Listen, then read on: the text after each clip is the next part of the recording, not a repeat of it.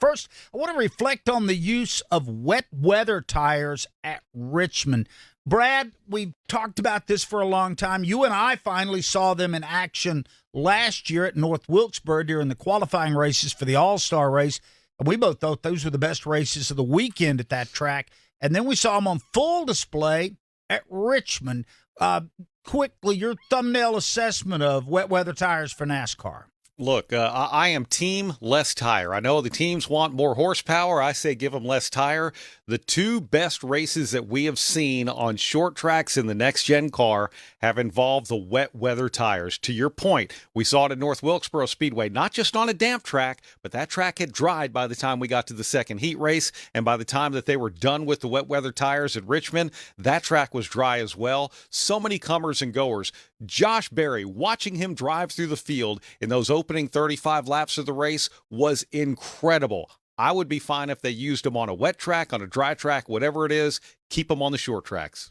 So, Alexis, the big thing that jumped out for me is I'm settling in like every other race fan. I've had my big Easter meal, the day's winding down, and had that not been for those wet weather tires, we would have been waiting till 9:30 Eastern time for that race to start because it had poured rain and it was going to take a long time to dry it out. Suddenly, around 7:30, we're racing. To me, that's the game-changing part of this. You're 1,000% correct. Game-changing is the term that I would use because you're right. I mean, especially when you're talking about night races where your time is already limited in your runway, so to speak, for getting a race started after inclement weather and all of that. So to have that built in, and then on top of that, to have the racing that tire, just to Brad's point, like he said, to have the racing that tire provided and to see guys like, Josh Berry cut through the field, it didn't hinder it at all. I think it gave, even more to what we would have if that race would have started on slicks. So the only thing that I'll say about it, and I understand that it's a new process and NASCAR is assessing how they do it and all that. I can't wait till we can get to the point where NASCAR can say, okay, well, we're going to start the race on wet weather tires, and then it'll be up to the teams when they come down pit road and change over to slicks, because that'll add an extra level of, interest in the race itself. I understand they didn't want to necessarily do that yesterday because of the fact that it was new. People are still learning how this process works. We had a non-competitive pit stop because pit road was still wet. They had to dry pit road.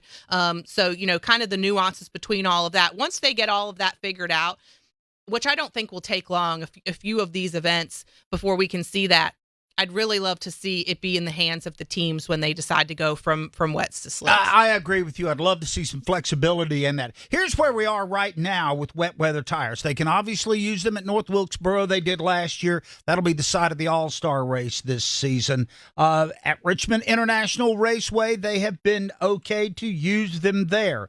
Martinsville, that's 2 races a year. And also New Hampshire Motor Speedway, plus the 5 road courses that the Cup Series runs on this year. And that's COTA, which has already been done, Watkins Glen, Sonoma, the Roval, and the Chicago Street Course. So that's around 10 Cup Series races that could theoretically be ran on wet weather tires. Brad Gillie, do you see a possibility that somebody else might be added to this? Iowa wasn't listed last year as this, but Cup Series is going there this year. Is there any way to maybe expand this out to grab a couple of more tracks to just give us more opportunity to keep races on schedule? Yeah, I look at it. If New Hampshire's okay, Phoenix, Iowa Speedway, some of those, I get why they wouldn't do Bristol and Dover because those are just simply too high speed to be able to do that. But I love the fact, and great points by you and Alexis. I mean, we actually got racing started early. Another thing that I really liked about it, and we've seen this in the past before, where if a track was still drying, NASCAR might throw the green flag, but also have the caution flag still displayed, and we start the race under caution. They didn't do that at Richmond. Richmond. They ran the cars around for a little while, but they didn't drop the green flag until they were ready to go green flag racing, and I thought that was exciting. We get the pit road side of it figured out, and we could have competitive pit stops every time. That would be great. I agree with Alexis as well. I would love it to let the teams decide, and maybe we evolve to that. That's the way it works on road courses where we have a true rain package as opposed to the wet weather package that we have on short tracks. But I think right now we're just at the very beginnings of what seems to become a great evolution as we move forward into the future. I mean, when you think about where we were several years ago, I don't think anybody ever thought we would get to the point where we would see wet weather tires at Richmond. Right. You know what I mean? Right. Like, or North Wilkesboro or anywhere besides a road course. So the fact that we have made up this much ground in combating Mother Nature and what she will throw at us every once in a while, I think is a huge, huge win for NASCAR. Because I can tell you the other people that are excited about this are the TV folks. Absolutely. The last thing And the they radio want- folks. Yes. The media in general. The last thing we want as a broadcast radio network is to have to sit there for 3 hours and wait for the track to dry and guess when we come back on the air. TV does not want to have to fill, and sometimes they have to move it to another channel because they've got obligations coming up with news or whatever programming. So this is big. I don't know how much bigger it could get. I don't know where the threshold is that wet weather tires are not feasible.